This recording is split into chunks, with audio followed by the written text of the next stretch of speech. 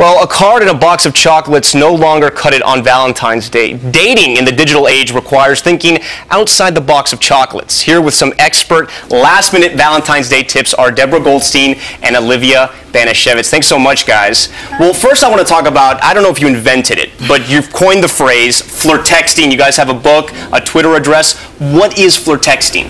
Well, flirtexting is flirting over text message, and it's become the new first step in dating today. Well, let me ask you a question. Can someone text his Valentine and ask to go out tonight? Absolutely. Is that acceptable? What do you think? We've got a bunch of flirt texts we can offer people. Okay.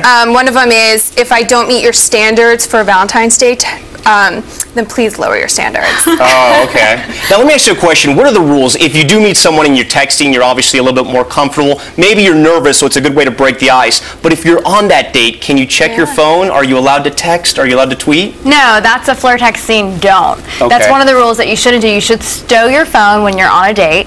And if you need to check it, go to the restroom and check it in the restroom, but don't do it in front of your date. It's impolite. What are the rules for limits in text? Because I'm thinking of that iconic scene in Swingers when he leaves like 100 voicemails on the answer machine.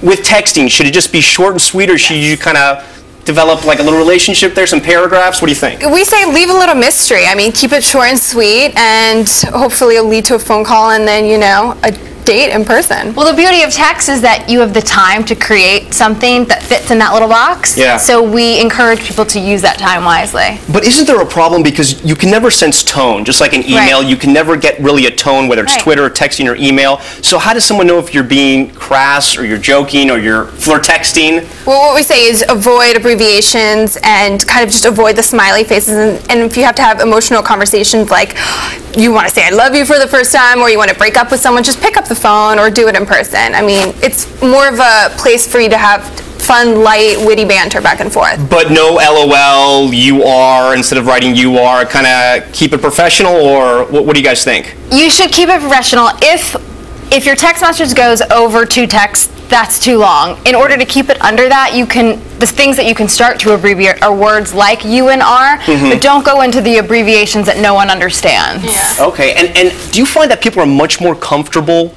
texting? Some people might be shy, and so they'll say, hey, let me ask this girl out, let me ask this guy out, and let me text. Do you find that it leads to more dates? Yes, definitely. It absolutely does. It eliminates that shyness barrier that I think a lot of people have, and we've become a lot more open with flirting this way, which is great. You can start a relationship with a text. Can you end a relationship with a text? No. It will never be okay. Why not? Why is it okay to say hello and then not to say goodbye, say it's over?